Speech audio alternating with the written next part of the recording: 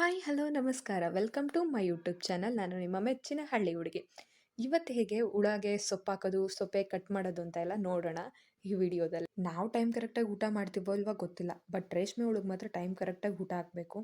ನೋಡಿ ಅದು ಎಷ್ಟು ನೀಟಾಗಿ ಎಲೆನ ಒಂದೊಂದು ಸ್ವಲ್ಪನೇ ತಿಂತಾ ಇದೆ.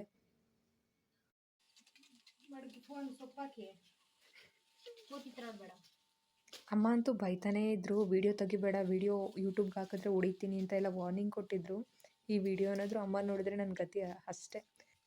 ಪೇರೆಂಟ್ಸ್ ಮಾಡಬೇಡ ಅನ್ನೋ ಕೆಲಸ ಮಾಡಿಬಿಟ್ಟು ತಗ್ಲಾಕೊಂಡಿಲ್ಲ ಅಂದರೆ ಅದರಲ್ಲಿರೋ ಖುಷಿನೇ ಬೇರೆ.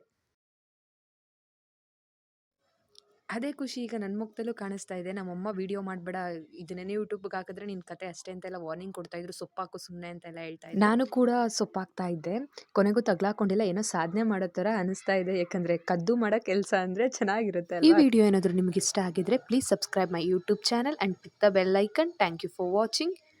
ನಿಮ್ಮ ಫ್ರೆಂಡ್ಸ್ಗೆ ಫ್ಯಾಮಿಲಿಗೆಲ್ಲ ಶೇರ್